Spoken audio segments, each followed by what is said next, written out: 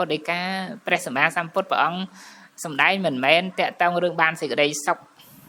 នៅលើការដែលយើងបានទ្រព្យច្រើនបានយស័កខ្ពង់ពោះអត់ទេអញ្ចឹងណាបងញញឹមគឺព្រះអង្គសម្ដែងតកតងរឿងជីវិតយើងបានសុខតកតងគ្នាជាមួយនឹងការអប់រំទូមានចិត្តតាំងតនតាំងសុខាវហੰចិត្តតាំងគុតតាំងសុខាវហੰអញ្ចឹងទៅព្រះអង្គសម្ដែងថាការអប់រំទូមានចិត្តការគ្រប់គ្រងចិត្តនាំមកនៅសេចក្តីសុខហ្នឹងហើយជាពិសេសយើងអប់រំទូមានចិត្តរបស់យើងឲ្យមានមេត្តាចិត្តឲ្យច្រើនចឹងណាកុំខឹងកុំស្អប់ជាមួយអ្នកដទៃអាហ្នឹងជីវិតយើងបានសុខហើយបើសិនតែយើងចេះតែខឹងចេះតែស្អប់នៅនេះនៅនោះជីវិតយើងមិនបានសុខទេចឹងណាញញឹមហើយសំពោចមួយរូបសម្បត្តិអាក្រក់ទៅកើតជាតិក្រោយអ្នកបកែខឹងគុំគួនស្អប់ជាមួយអ្នកនេះនោះហ្នឹងកើតជាតិក្រោយហ្នឹងមុខមើលបានទេដោយអរិយទឹកចឹងណាព្រះបរមពោធិសត្វធ្លាប់កើតជាប្របាទកុសរាជអាហ្នឹងតើតើរឿងតោសៈបកែខឹងណាញញឹមកើតមករូបអាក្រក់ណានៃដោយអរិយទឹកចឹងឯងតែបានប្រពន្ធស្អាតនាងវិភាវតីស្អាតមែនតែនអាហ្នឹងផុនរៀបចំតែបាបឲ្យផលមកតើទៅរឿងខឹងហ្នឹងរូបអាក្រក់ទៅតែម្ដងកើតមកណាហើយប្អូនរូបស្អាតប្អូនណារូបសម្បត្តិស្អាតណាប៉ុន្តែដល់ពេលបងរូបអាក្រក់ណាអាក្រក់ណីអាហ្នឹងតើទៅរឿងតោសៈចិត្តហ្នឹងអញ្ចឹងវិធីអប់រំទូមានចិត្តឲ្យចិត្តយើងមានសេចក្តីសុខហ្នឹងក៏យើងត្រូវវឹកហាត់អប់រំទៅធ្វើម៉េចកុំឲ្យចិត្តយើងខឹងក្រោធអញ្ចឹងណាញាតិញោមចង់ដឹងវិធីសាស្ត្រគិតមិនកុំឲ្យខឹងជាមួយគេកុំឲ្យស្អប់គេណែមានវិធីសាស្ត្រដើម្បីកាត់បន្ថយយើងជាបុថុជនវាមិនអាចលះនៅតោសៈអាការខឹងក្រៅក្រោធនឹងបានទាំងអស់ទេអញ្ចឹងណាប៉ុន្តែមានវិធីសាស្ត្រដើម្បីកាត់បន្ថយហ្នឹងបើសិនតែយើងយកវិធីសាស្ត្រហ្នឹងទៅអនុវត្តក៏គង់តែបានថយខ្លះណាទី1ឥឡូវអាត្មារាប់វិធីសាស្ត្រសិនវិធីសាស្ត្រហ្នឹងមានសម្ដែងនៅក្នុងគម្ពីរវិសុទ្ធិមគ្គចឹងណាបងណាវិធីសាស្ត្រទី1លោកឲ្យពិចារណាឃើញទោសនៃសេចក្តីខឹងក្រោធគំនុំគុំគួនឲ្យឃើញទោសថាតើបើសិនតែយើងមានសេចក្តីខឹងក្រេវក្រោធមានការគំនុំគុំគួនតែយើងបានផលអីមកវិញចឹងណាញញឹមឧទាហរណ៍តែចិត្តយើងខឹងច្រើនតើសូថាយើងបានលទ្ធផលអីពីការខឹងរបស់យើងបានប្រយោជន៍អីខ្លះមានទេមានបានប្រយោជន៍អីពីការខឹងទេអត់ទាំងអស់ណែបើសិនមានមិត្តភ័ក្តិគេលែងរាប់អានយើងហើយមានកិត្តិយសគេឈ្មោះជាងកាលយើងអាប់អោនកិត្តិយសគេឈ្មោះដោយសាររឿងការខឹងទៀតមិនចឹងណាញញឹមហ្នឹងហើយហើយការខឹងខ្លះនាំឲ្យវិនាសទ្រព្យទៀតដោយប្តីប្រពន្ធអីឆ្លោះគ្នានោះបោកឆានបោកឆ្នាំងទៅទ្រព្យសម្បត្តិវិនាសទៀតហ្នឹងមិនចឹងណាញញឹមអញ្ចឹងវាអត់បានប្រយោជន៍អីទេរឿងការខឹងហ្នឹងនាំឲ្យរូបសម្បត្តិហ្នឹងក៏អាក្រក់ហើយម្យ៉ាងទៀតពេលខឹងក្របសង្កត់ចិត្តរបស់យើងខ្លាំងទៅធ្វើឲ្យយើងទៅសម្លាប់គេក៏បានដែរអញ្ចឹងណាទៅធ្វើអំពើអាក្រក់ផ្សេងហើយទីបំផុតទៅធ្វើឲ្យយើងស្លាប់ទៅធ្លាក់ទៅក្នុងនរកទៀតអាហ្នឹងដល់អំណាចនៃការខឹងក្រោធរបស់យើងណាជួនកាលពេលខឹងកើតឡើងយើងទប់អត់ចុះអត់ទេញញឹមហ៊ានធ្វើអំពើអាក្រក់តែមួយឆាវហ្នឹងដេកគុកមួយជីវិតមិនចឹងណាញញឹម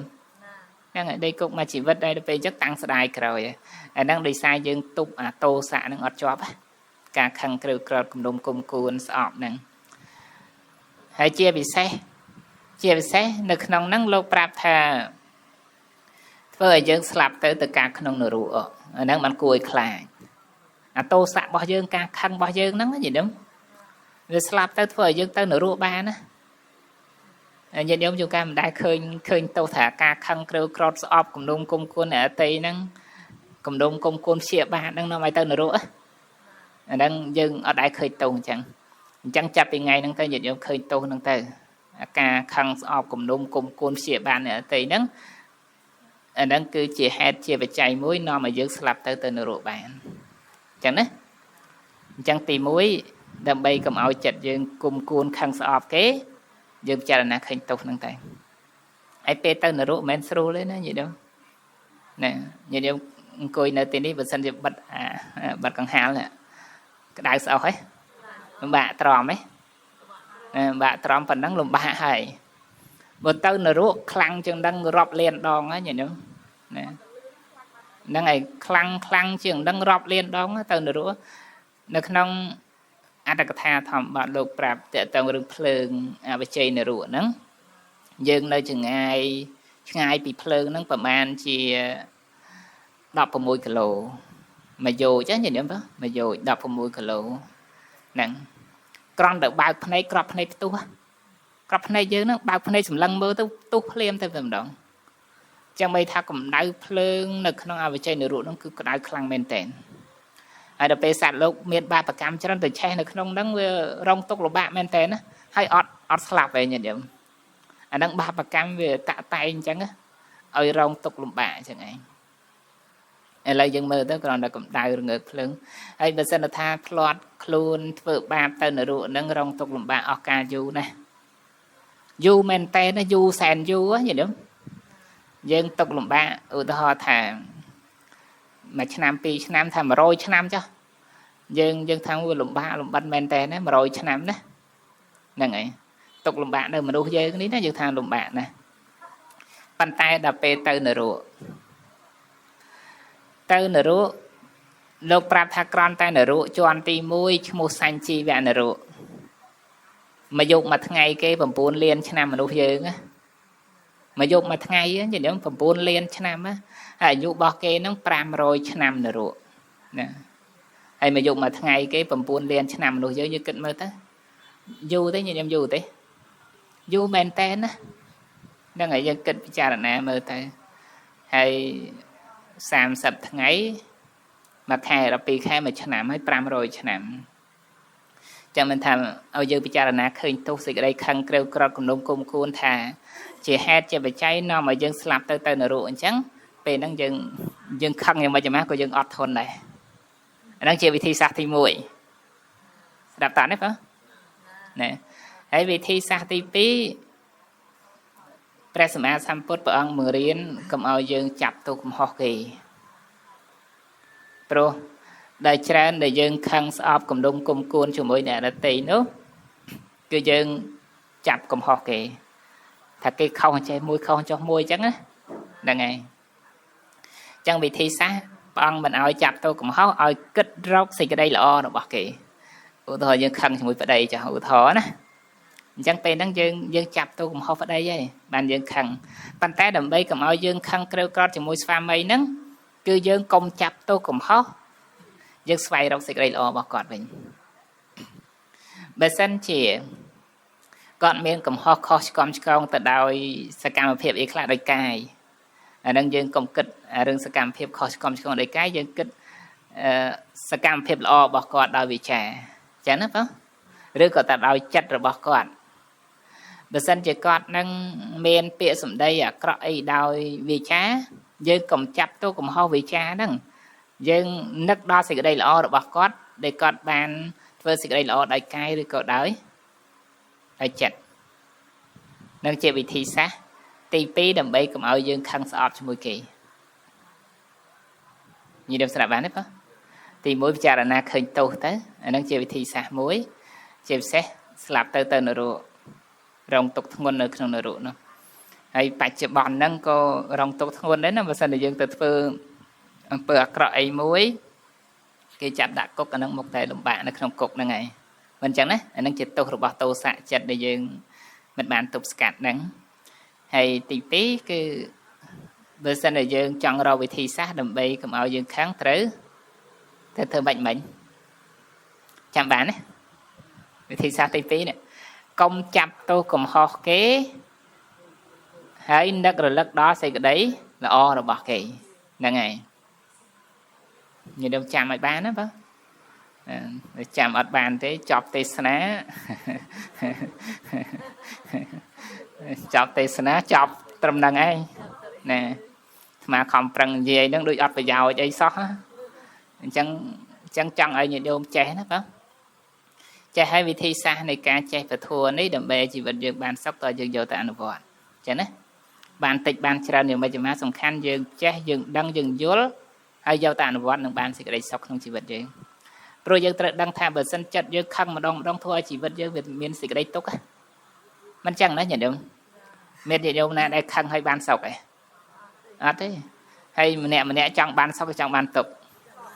ណាចង់បានសុខមិនចឹងណាហើយមិនចូលចិត្តតែខឹងអញ្ចឹងហើយត្រូវតែរៀនវិធីសាស្ត្រដើម្បីឲ្យទប់អាទប់កុំឲ្យប្រកែខឹងពេកត្រូវរៀនវិធីសាស្ត្រនឹងឯងហើយយើងស្ដាប់យើងយល់ហើយវិធីសាស្ត្រមានតែយើងព្យាយាមអនុវត្តទេណាដូចថ្នាំពេទ្យចឹងថ្នាំពេទ្យឧទាហរណ៍ទៅយើងឈឺយើងគ្រាន់តែស្គាល់ឈ្មោះថ្នាំពេទ្យហើយយើងអត់លេបជាទេរោគហ្នឹងណាអត់ជាទេហើយពធថ្ងៃនេះក៏ដូចគ្នាដែរណាបើសិនជាយើងគិតថាតោសៈអាការខឹងក្រៅក្រោតនាំឲ្យជីវិតយើងជួបទុក្ខអញ្ចឹងយើងចង់ឲ្យជីវិតយើងបានសុខអាហ្នឹងតើយើងព្យាយាមអនុវត្តការអនុវត្តទៅតាមពាក្យអប់រំទូមានព្រានបណ្ដៅរបស់ព្រះសម្មាសម្ពុទ្ធដូចយើងព្យាយាមលេបថ្នាំញីស្ដាប់យល់ពេលហ្នឹងទេដូចយើងព្យាយាមលេបថ្នាំបើសិនជាយើងស្ដាប់ចេះប៉ុន្តែយើងអត់យកធម៌នៅក្នុងថ្ងៃនេះតែអនុវត្តក្នុងជីវិតទេនៅតែខឹងដូចយើងស្គាល់ឈ្មោះថ្នាំត្រូវព្យាបាលរោគអីប៉ុន្តែយើងអត់លេបណាអត់លេបថ្នាំណាអត់លេបថ្នាំនៅតែឈឺហ្នឹងឯងហើយតែញាតិញោមចេះធម៌យើងមិនយកទៅអនុវត្តនៅតែខឹងមិនចឹងដែរញាតិញោមនៅតែខឹងហើយដល់ពេលខឹងនៅតែកើតទុក្ខអត់បានសេចក្តីសុខដែរដូច្នេះយើងត្រូវកំណត់គោលដៅរបស់យើងថាអាត្មាអញចង់បានសេចក្តីសុខមិនត្រូវការសេចក្តីទុក្ខទេដូច្នេះត្រូវតែព្យាយាមអនុវត្តតាមធម៌ដូចយើងព្យាយាមលេបថ្នាំដើម្បីឲ្យរោគក្នុងខ្លួនយើងជាអញ្ចឹងហ្នឹងវិធីសាស្ត្របានពីរណាញាតិញោមណាវិធីសាស្ត្រ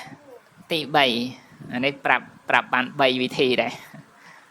ឡូវវិធីសាស្ត្រទី3ឥឡូវគិតមិនទៀតដើម្បីកុំឲ្យខឹងស្អប់ជាមួយគេវិធីសាស្ត្រទី3លោកឲ្យគិតថាបុគ្គលដែលយើងខឹងស្អប់គំនុំគុំគួនហ្នឹងគឺធ្លាប់ជាឪពុកម្ដាយយើងឲ្យគិតអញ្ចឹងហ៎បងហ្នឹងហើយព្រោះព្រះសម្មាសម្ពុទ្ធព្រះអង្គសម្ដែងថាមនាភិក្ខុទាំងឡាយបុគ្គលណាមួយដែលមិនធ្លាប់ជាមេដាបិតារបស់អ្នកទាំងឡាយរកអត់មាននេះក្នុងដំណើរផ្លូវក្នុងសង្សារវដ្តហ្នឹងព្រះសម្មាសម្ពុទ្ធព្រះអង្គសម្ដែងណាយីនឹមនៅក្នុងអនិមតកៈសង្យុត្តបាទគឺរកបុគ្គលណាមួយដែលមិនធ្លាប់ជាមេដាយើងមិនធ្លាប់ជាបិតាយើងក្នុងសង្សារវដ្តរកអត់បានទេព្រោះយើងកើតចាស់ឈឺស្លាប់កើតវិលរហូតណាយីនឹមអូថាជាតិហ្នឹងយើងមានម្ដាយមួយចឹងជាតិក្រោយម្ដាយផ្សេងទៀតជាតិក្រោយមួយទៀតម្ដាយផ្សេងទៀតមិនចឹងណាយីនឹមហ្នឹងហើយយើងមិនមែនមានតែម្ដាយមួយហ្នឹងទេហើយជាតិមុនយើងមានម្ដាយផ្សេងជាតិនេះមានម្ដាយផ្សេងអញ្ចឹងណាជាតិហ្នឹងយើងមានកូនប៉ុណ្ណឹងនេះជាតិក្រោយមានកូនផ្សេងទៀតហ្នឹងហើយអញ្ចឹងនៅក្នុងវិធីសាស្ត្រមួយទៀតដែលអាចដើម្បីទប់ស្កាត់ចិត្តរបស់យើងកុំឲ្យយើងខឹងស្អប់ជាមួយបុគ្គលហ្នឹងគឺយើងគិតថាបុគ្គលហ្នឹងធ្លាប់ជាឪពុកម្ដាយយើងលោកឲ្យគិតអញ្ចឹងណាបងហ្នឹង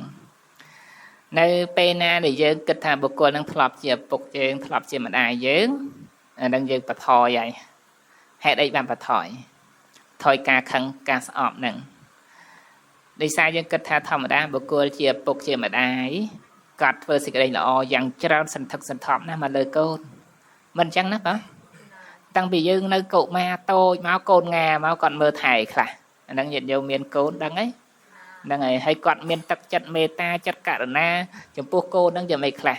អាហ្នឹងក៏យើងដឹងដែរបើសិនតែមានកូនមិនអញ្ចឹងណាញាតិញោមហ្នឹងដល់ពេលហ្នឹងយើងដឹងអូឪពុកម្ដាយគាត់មានគុណច្រើនណាគាត់មានសេចក្តីល្អច្រើនណាមកលើយើងជាកូនហ្នឹងអញ្ចឹងឲ្យយើងទៅខឹងទៅស្អប់គាត់សមទេយើងគិតអញ្ចឹងណាបើយើងទៅខឹងទៅស្អប់គាត់សមទេថាអត់សមទេព្រោះគាត់ធ្លាប់ជាឪពុកម្ដាយយើងគាត់ធ្លាប់ធ្វើសេចក្តីល្អមកលើយើងយ៉ាងច្រើនសន្ធឹកសន្ធាប់ហើយយើងទៅខឹងស្អប់គាត់ដូចមិនសមទេហ្នឹងដល់ពេលយើងគិតអញ្ចឹងទៅអាហ្នឹងគឺជាវិធីសាស្ត្រមួយធ្វើឲ្យយើងឈប់ខឹងឈប់ស្អប់ជាមួយអ្នកនឹងបានហ្នឹងញាតិញោម banប្រមាណវិធីអីបាន3ឯណាហ្នឹងញាតិញោមចង់បានបន្តទៀតទេបន្តទៀតណាបន្តទៀតលោកឲ្យពិចារណានឹកទៅដល់បព្វជរិយាការប្រព្រឹត្តរបស់ព្រះសម្មាសម្ពុទ្ធដែលព្រះអង្គនៅជាព្រះពោធិសត្វចឹងណាបងហ្នឹងហើយព្រះអង្គនៅក្នុងកំណើតជាព្រះពោធិសត្វព្រះអង្គមានសេចក្តីអត់ធន់ច្រើនណាស់បើសិនជាអ្នកដតីគេមកបៀតបៀនមកបហាមកប្រមាថមើងងាយព្រះអង្គអីក៏ព្រះអង្គអត់ខឹងជាមួយគេណាញាតិញោមហ្នឹងដូចនៅក្នុងកំណើតមួយព្រះអង្គកើតជាខន្តិវាទីតបោះណាបងជាតបោះឲ្យព្រះជាមួយអង្គឈ្មោះថាព្រះជាបបាទកាឡាពុព្រះជាខឹងស្អប់5ពោធិសត្វណាដោយសារមានពេលវេលាជាមួយគ្នាមកហើយដល់ពេលអញ្ចឹងទៅសម័យមួយនោះណាពួកស្រីស្នំរបស់ព្រះរាជាហ្នឹងហើយនឹងព្រះរាជាចូលទៅក្នុងសួនឧទ្យានណាបងសួនឧទ្យានទៅហើយព្រះរាជាណាមើលគេរំគេច្រៀងអីនៅក្នុងសួនឧទ្យានទៅក៏ផ្ទុំលក់ទៅហើយដល់ពេលស្រីអ្នករំអ្នកច្រៀងអីហ្នឹងទាំងអស់គ្នាហ្នឹងឃើញព្រះរាជាផ្ទុំលក់ទៅក៏ចូលទៅក្នុងព្រៃសួនឧទ្យានហ្នឹងមានផ្កាមានអីដើរមើលទៅជួបព្រះបរមពុទ្ធិស័ក្តិខន្តិវាទីទាំងបោះដែលគង់នៅក្រោមដើមឈើមួយដើមធំមានផ្កាទៅឆឹងទៅឆៃល្អស្អាតណាស់ហើយដល់ពេលអញ្ចឹងស្រីទាំងអស់គ្នាហ្នឹងឃើញព្រះពោធិសត្វទៅក៏នឹកឃើញថាជាអ្នកបួសអញ្ចឹងទៅក៏ចូលទៅដើម្បីស្ដាប់ពាក្យអប់រំទូមីណាជាធัวជាអាហ្នឹងហ្នឹងអញ្ចឹងក៏ទៅអង្គុយជុំវិញព្រះពោធិសត្វទៅហើយព្រះអង្គក៏សម្ដែងធัวណាសម្ដែងធัวប្រាប់ណាបងហ្នឹងហើយដល់ពេលព្រះរាជាបបាទកាឡាពុហ្នឹងក្រោកឡើងពីភ្ញាក់ឡើងវិញទៅក៏ណារោមើលស្រីណាស្រីអ្នកបម្រើហ្នឹងរោទៅក៏ឃើញនៅជុំវិញព្រះពោធិសត្វខឹងណាញ៉ឹមបងព្រះរាជាខឹងឲ្យពេជ្ជឃាតអ្នកសម្លាប់ហ្នឹងចាប់ព្រះពោធិសត្វមកកាត់ដៃញ៉ឹមកាត់ដៃផងកាត់ជើងផងកាត់ស្លឹកជាផងកាត់ច្រមុះទៀតហ្នឹងហើយមុនដំបូងឲ្យវាយដោយរំពាត់បន្លាហ្នឹងឯងវាយ2000រំពាត់ហ្នឹងញ៉ឹមវាយបែកឈាមខ្ទេចតែព្រះពោធិសត្វអត់ខឹងទេអត់ខឹងជាមួយព្រះរាជាហ្នឹងទេណារហូតដល់ព្រះរាជាឲ្យគេកាត់ដៃកាត់ជើងក៏អត់ខឹងឲ្យគេកាត់ស្លឹកត្រចៀកកាត់ច្រមុះក៏អត់ខឹងទៅទៀតព្រះពោធិសត្វមានសេចក្តីអត់ធន់ក្រៃលែងណាបងញ៉ឹមហ្នឹងអញ្ចឹងនៅក្នុងវិធីសាស្ត្រហ្នឹងលោកឲ្យយកព្រះពោធិសត្វជាគំរូកុំឲ្យចិត្តយើងខឹងស្អប់ជាមួយគេណាឲ្យគិតឃើញថាព្រះបរមពោធិសត្វអស្ចារ្យណាសូម្បីគេធ្វើអំពើអាក្រក់កាត់ដៃកាត់ជើងហើយក៏ព្រះអង្គមិនខឹងដែរចោះយើងគ្រាន់តែគេនិយាយតិចតួចមិនក៏ខឹងអញ្ចឹងគ្រាន់តែគេស្ដីថាឲ្យតិចតួចមិនខឹងជាមួយគេឲ្យគិតអញ្ចឹងណាយល់ហ្នឹងហើយយល់ចេះគិតទេគិតរឿងរ៉ាវព្រះបរមពោធិសត្វហើយចំណុចមួយទៀតអាត្មាសំដែងចុងក្រោយចាស់ម៉ោងប្រហែលនេះទេណាសំដែងមួយទៀតចុះណាស្ដាប់មួយទៀតបានណាវិធីសាស្ត្រចុងក្រោយសំខាន់ជាងគេណាគឺលោកឲ្យពិចារណាឃើញជីវិតយើងគ្រប់គ្នាប្រព្រឹត្តទៅតាមកម្មអញ្ចឹងណាបងនឹងយើងពិចារណាអញ្ចឹងគឺឲ្យពិចារណាថាជីវិតរបស់យើងគ្រប់គ្នាគឺប្រព្រឹត្តទៅតាមកម្មរបស់យើងអាហ្នឹងនៅពេលណាដែលយើងពិចារណាឃើញរបៀបនេះគឺយើងនឹងឈប់ខឹងជាមួយគេឧទាហរណ៍យើងនៅសុកគេមកវាយយើងខឹងមួយគេទេខឹងហ្នឹងហើយណាគេវាយយើងហើយឬក៏នៅសុកគេមកជេរស្ដីថាឲ្យយើងម៉ាំងទៅខឹងអត់ខឹងហើយវិធីសាស្ត្រធ្វើម៉េចកុំឲ្យខឹងពិចារណាដល់កម្មរបស់យើងអញ្ចឹងណាបងណាពិចារណាថាដែលយើងត្រូវគេវាយធ្វើបាបអញ្ចឹងណាដោយសារបាបកម្មរបស់យើងគឺជាតិមុនយើងធ្លាប់វាយធ្វើបាបគេចេះពិចារណាអញ្ចឹងទេពិចារណាអញ្ចឹងទៅអាហ្នឹងគឺពិចារណាដើម្បីកុំឲ្យចិត្តយើងខឹងជាមួយគេហ្នឹងហើយ ហើយបើសិនជាគេជេរពិចារណាថាមកពីជាតិមុនយើងធ្លាប់ជេរគេហ្នឹងហើយអាហ្នឹងតើយើងពិចារណាឃើញកម្មរបស់យើងណាអាហ្នឹងទៅយើងអាចទប់ចិត្តយើងកុំឲ្យខឹងគេបានណាហ្នឹងហើយហើយបើសិនថាគេបោកជើងទៅបោកចូលលុយអស់$10000អញ្ចឹងឧទាហរណ៍ណាយើងខឹងគេទេហ្នឹងហើយខឹងគេទេមិនដែរខឹងទេខឹងណាខឹងស្អប់គេហើយវិធីសាស្ត្រដើម្បីកុំឲ្យខឹងជាមួយគេតែយើងត្រូវធ្វើម៉េចចរណាដល់កម្មរបស់យើងចរណាថាយើងធ្លាប់បោកគេ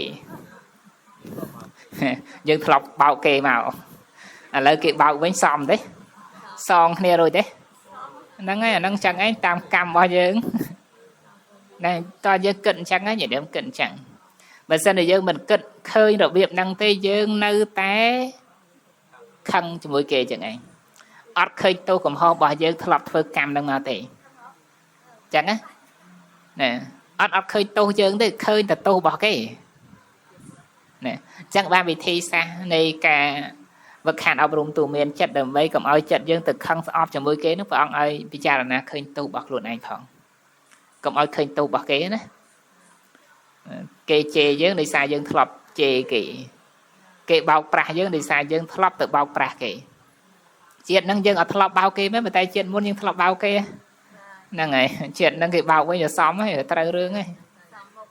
អញ្ចឹងញាតិញោមគិតអញ្ចឹងទៅចិត្តយើងបើសិនជាខឹងគេក៏ខឹងបន្ថយខ្លះដែរឲ្យតែយើងគិតឃើញអញ្ចឹងញាតិញោមដូចរឿងមួយអាត្មាលើករឿងមួយខ្លីល្មមដើម្បីបញ្ជាក់បន្តិចចាស់មានអ្នកបម្រើម្នាក់នៅក្នុងសម័យពុទ្ធកាលណាហើយមានចវាយស្រីហើយចវាយស្រីនោះខឹងស្អប់ជាមួយនឹងអ្នកបម្រើណាវាយធ្វើបាបទាត់ធាក់រាល់តែថ្ងៃណាក៏ចាប់បោចសក់វាយទាត់ធាក់ធ្វើបាបរឿយចឹងឯងញាតិញោមតើណាវាយហើយនាងទាសីអ្នកបម្រើនោះចេះតែទ្រាំតើហើយខឹងផងអីផងក៏នៅតែទ្រាំចឹងឯងវាជាទាសីគេណាហ្នឹងឯងហើយដល់ពេលច្បាយនេះតែវាយនឹងទៅបោចសក់ស្រីមានសក់វែងមិនចឹងណាហើយក្រោយមកនឹកឃើញអញ្ចឹងកោសក់ចេញកោសក់ចេញកុំឲ្យវាយបោចសក់កោសក់ចេញមែនណាហ្នឹងហើយកោសក់ចេញទៅជួបចវាយស្រីឃើញអញ្ចឹងវាខឹងលើដើមហីដល់ខឹងថាខ្ញុំបម្រើហ្នឹងផ្ដឺឲ្យនេះខ្ញុំស្គាល់ពាក្យផ្ដឺផ្ដឺផ្ដងណាឌឺដងណាហ្នឹងហើយបងហើយដល់ពេលអញ្ចឹងខឹងលើដើមដល់ពេលខឹងលើដើមទៅក៏បានចវាយនេះយកខ្សែដូចខ្សែគោខ្សែពូអញ្ចឹងយកមកចងរឹតក្បាលឲ្យជាប់ហើយដាក់ជាកតុយបន្តិចផងកតុយខ្សែណាហើយវាយធ្វើបាបទៀតចាប់ទីអាកតុយខ្សែហ្នឹងអាខ្សែមួយចងរឹតក្បាលញញឹមយល់ទេហ្នឹងហើយវាយធ្វើបាបទៀតតែនាងហ្នឹងជួបប្រទះនៅសេចក្តីទុក្ខគេធ្វើបាបរាល់តែថ្ងៃអញ្ចឹងឯងរហូតដល់កាត់ទុក្ខអន់ចិត្តមែនតើដល់ឃើញចងកសម្រាប់ខ្លួនណាមិនចឹងដែរញញឹមមនុស្សយើងណាតែមានសេចក្តីទុក្ខធ្ងន់នៅច្រើនចង់តែចងកសម្រាប់ខ្លួនតែនៅឃើញថាស្លាប់ទៅវាផុតណាប៉ុន្តែស្លាប់ទៅផុតទេញញឹមផុតទុក្ខទេអត់ផុតទុក្ខទេយើងនៅជាមនុស្សហ្នឹងស្លាប់ទទួលសេចក្តីទុក្ខប៉ុណ្ណឹងណាស្លាប់ទៅដោយសារយើងចងកសម្រាប់ខ្លួនលេបថ្នាំសម្រាប់ខ្លួនអីហ្នឹងស្លាប់ទៅធ្លាក់ទៅក្នុងនរកនៅក្នុងប្រេតហ្នឹងទុក្ខធ្ងន់ជាងហ្នឹងរាប់រយដងរាប់ពាន់ដងរាប់ម៉ឺនដងចឹងណាញញឹមមិនមែនស្រួលទេណាកុំគិតទេស្លាប់ទៅផុតទុក្ខដូចនាងទាសីម្នាក់ហ្នឹងគិតអញ្ចឹងញញឹមគិតថាស្លាប់ផុតទុក្ខអត់មានផុតទុក្ខរួចទេញញឹមបើតាមអភិធម្មនៅពេលដែលយើងស្លាប់ចងកហ្នឹងអាចិត្តហ្នឹងវាសៅមងណាមានតែអបាយភូមិទេអត់មានមកមនុស្សមកអីរួចទេណាញញឹមបើចិត្តពេលហ្នឹងវាសៅមងចិត្តហ្នឹងវាជាអកុសលនៅពេលហ្នឹងការទុកទោកម្ដោះហ្នឹងតែស្លាប់ទៅមានតែអបាយភូមិទេអាហ្នឹងពិតប្រាកដណាក្នុងពុទ្ធដីកាព្រះអង្គសម្ដែងហើយណាព្រះអង្គសម្ដែងថាចិត្តទេសង្កលិទ្ធេទុក្ខតិបរិកង្ខាការណាបើសិនចិត្តសៅមងពេលចិត្តស្លាប់ទៅអបាយភូមិណាហើយទៅនរកទៅប្រែតមិនមែនសុខស្រួលដូចនៅមនុស្សយើងចេះទេ នៅមនុស្សយើងចេះសំបីគេវាយធ្វើបាបប្រមាថមើងងាយយ៉ាងម៉េចយ៉ាងម៉ាក៏ក្រន់ជាងកំណើតអបាយភូមិដែរអញ្ចឹងញាតិញោមកើតទុកលំបាកចិត្តអីយ៉ាងម៉េចយ៉ាងម៉ាកុំដល់ថ្នាក់ហ្នឹងណាញាតិញោមហ្នឹងកុំគិតឲ្យស្លាប់ទៅរួចខ្លួនអត់ទេហ្នឹងដូចនាងហ្នឹងមិញគាត់គិតអញ្ចឹងដល់ពេលគិតអញ្ចឹងទៅចងកសម្រាប់ខ្លួនមែនប៉ុន្តែបនរបស់នាងនឹងធ្លាប់សំមកដែរព្រះសម្មាសម្ពុទ្ធទៅជួយព្រះអង្គជ្រាបថានាងនឹងចងកបែរមុខទៅណាព្រះអង្គទៅដាក់ទៅគង់នៅខាងមុខនឹងឯងល្មមតានាងនឹងដាក់កចូលនៅក្នុងខ្សែហ្នឹងទៅមើលទៅឃើញព្រះអង្គនៅពីមុខណាព្រះអង្គទៅគង់នៅទីនោះដល់ពេលនាងនឹងដាក់ខ្សែរៀបនឹងចងកកលេចទៅឃើញព្រះអង្គអញ្ចឹងក៏កើតចិត្តមួយថាទៅថ្វាយអង្គមព្រះអង្គសិនណាមុនចងកសម្រាប់ខ្លួនអញ្ចឹងក៏ទៅថ្វាយអង្គមព្រះអង្គទៅហើយព្រះអង្គក៏សាកសួរទៅថានាងមកទីនេះដើម្បីអីថាខ្ញុំកណាមកចងកសម្រាប់ខ្លួនប្រាប់តាមត្រង់អញ្ចឹងហ្នឹងហើយចុះហេតុអីបានជានាងចងកសម្រាប់ខ្លួនអញ្ចឹងថាមកពីតូចចិត្តជាមួយចវាយស្រីវាយធ្វើបាបរាល់តែថ្ងៃអញ្ចឹងណាហើយព្រះអង្គសួរថាចុះនាងដឹងទេដឹងថាមូលហេតុអីបានជាចវាយស្រីនឹងស្អប់នាងហើយវាយធ្វើបាបនាងរាល់តែថ្ងៃទេដឹងទេថាអត់ដឹងផងព្រះអង្គហ្នឹងបានព្រះអង្គសម្ដែងពីអតីតជាតិមកអតីតជាតិនាងជាទាស័យគេហ្នឹងជាចវាយរបស់ចវាយស្រីរបស់ខ្លួនឯងហើយវាយធ្វើបាបចវាយស្រីរបស់ខ្លួនឯងនៅក្នុងជាតិមុនណាហ្នឹងហើយអាហ្នឹងរឿងហ្នឹងវាអញ្ចឹងញាតិនឹងស្ដាប់តោះណាហើយដល់ពេលបាបកម្មហ្នឹងវាឲ្យផលអាចវាយហ្នឹងទៅជាអ្នកបំរើឡើងទៅជាចវាយម្ដងជាតិមុនខ្លួនឯងវាយធ្វើបាបគេដល់ពេលជាតិនេះគេវាយធ្វើបាបវិញស៊ីសងគ្នាទៅសមទេគួរខឹងអ្នកវាយយើងឯងគួរទេហ្នឹងហើយអត់គួរទេហ្នឹងហើយនៅពេលណាដែលយើងពិចារណាឃើញកម្មរបស់យើងអញ្ចឹងទៅណាមិនគួរដើម្បីទៅខឹងស្អប់ជាមួយគេទេណាយល់ទេនាងហ្នឹងនាងរាជជុមេលាដែលថាចង់ចងកសម្រាប់ខ្លួនហ្នឹងនាងនឹងបានស្ដាប់ធម៌ប៉ុណ្ណឹងឈប់ចងកទៅផ្ទះវិញសុំទោសចវាយនេះអីសពគ្រប់ទៅហើយចវាយនេះខឹងស្អប់យ៉ាងម៉េចយ៉ាងម៉ាគឺឈប់អាមានចិត្តខឹងស្អប់ចវាយនេះទៀតនឹកឃើញហ្នឹងព្រមតាមកម្មរបស់ខ្លួនឯងព្រោះខ្លួនឯងធ្លាប់ធ្វើបាបគេមកអញ្ចឹងណាឥឡូវគេធ្វើបាបវិញវាសមហើយអញ្ចឹងព្រមហើយដល់ពេលដាក់ចិត្តព្រមអញ្ចឹងទៅបាបកម្មវាអស់ទៅនៅស្រស់ស្រួលជាមួយគ្នាជាសុខទៅចវាយហ្នឹងឈប់ធ្វើបាបដូចមុនទៀតទៅអញ្ចឹងពធទេសនាក្នុងវេលាឱកាសពេលនេះសន្មតចាប់ប៉ុណ្ណេះឯងអេវ៉ាំង